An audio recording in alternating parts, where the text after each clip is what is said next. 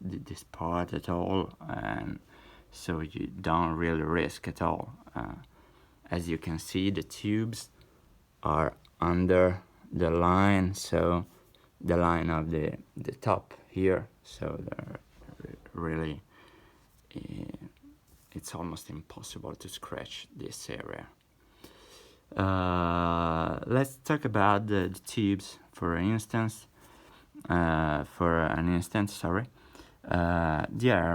They are placed on a floating base in order to completely reduce microphonics. It's a floating base. I can show you.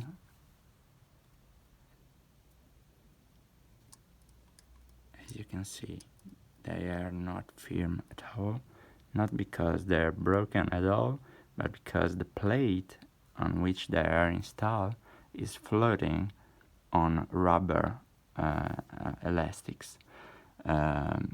So in order to avoid control their microphonics and to avoid the feedback of environment pressure sound to resonance inside the tube.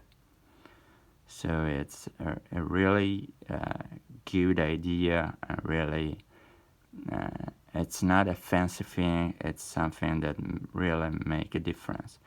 Everything in this kind of product that really reduce vibrance is really have a huge impact on the electronics.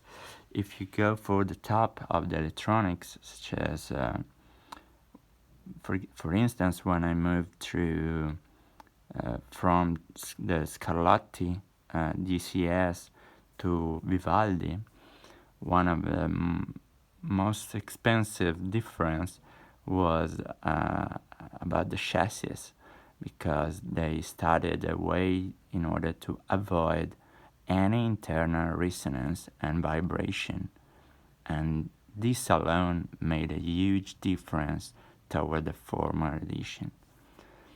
And as stated, under the here you can see with this angle and light, you can see what I wasn't able to show you, because as soon as it goes up, you can't see it anymore. Here you can see, and that's what it's barely seeable by eyes too. Here is the best way to show you. Okay. Under those covers, I fully put under them, they're fully put with ultra expensive material in order to completely remove any resonance. And well, let me show you. And this is just a metal case.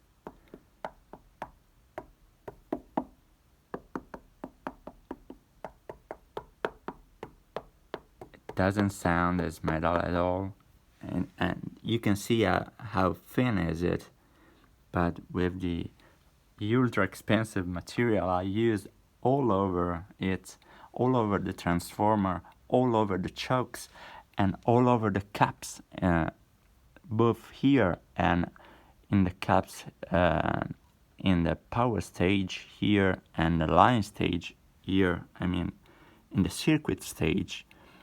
I put a piece of this ultra expensive material on top of each cap in order to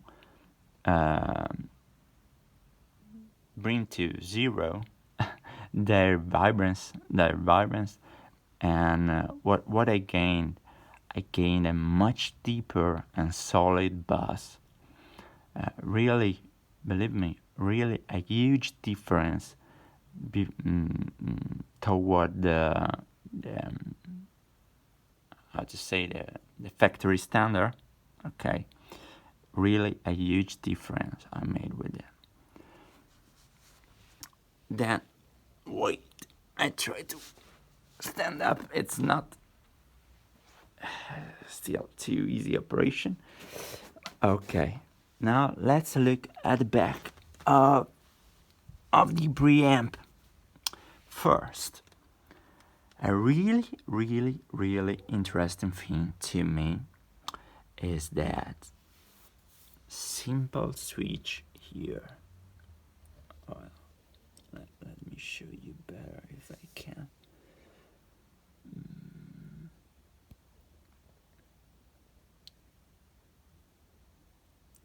Okay, my phone is little it's a really shit, but it's a simple switch between 115 volts and 230. So just moving that switch, you can sell this preamp all over the world without any change at the factory, any cost at all.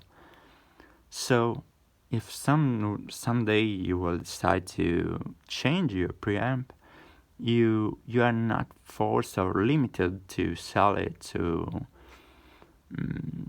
Europe, but you can put even on Audiogun for the US market, or for any market at all over the world, without any charge to be paid on a factory to change. Or then we have another thing that I always found extremely important in my systems, because I always had trouble in my house with ground loops, which make some noise and so disturbing.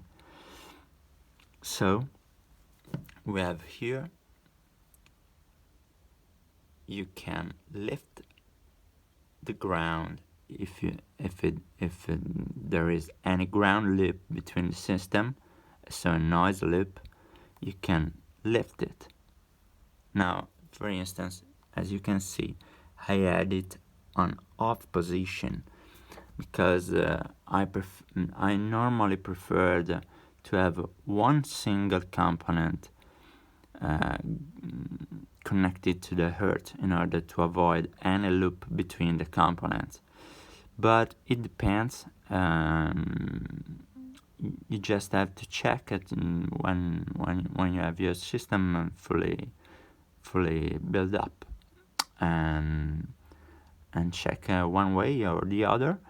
The less noiser is the one to go. Then we have the fuse. Very easy to change. Just one fuse, nothing more. No need to open anything. Just rotate it. Well, I turn it off. Okay, here is the turn on and turn off. As you can see, there are sturdy and really professional buttons, not plastic buttons or stupid things like that, but this is real professional way to build the product. Now I turn it off because I want to show you how easy it is to change the fuse.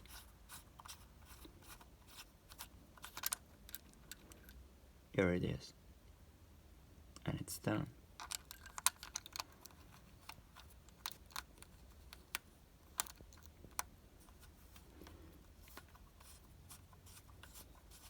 Then you can see this cord, which is this one. I'm talking about this one, okay, which is about at least 1 meter, I would say. Yeah, with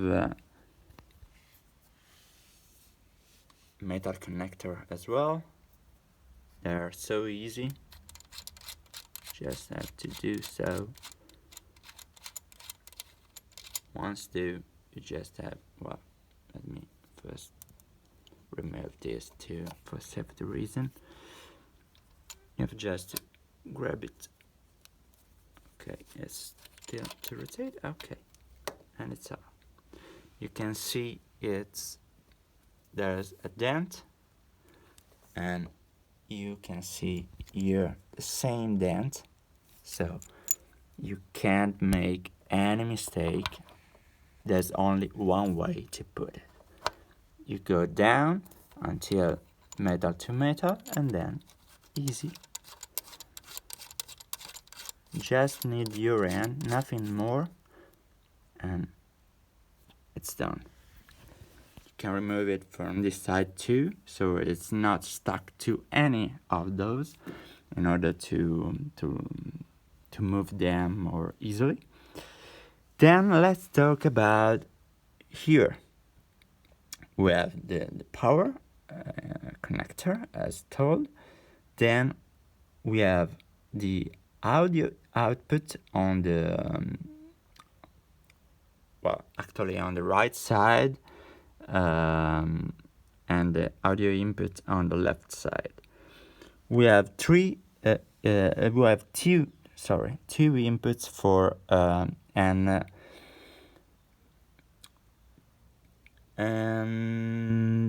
I don't remember if one is fixed. And we have two outputs for eventual double amplification. So we have the first input with change RCA connector, and the second input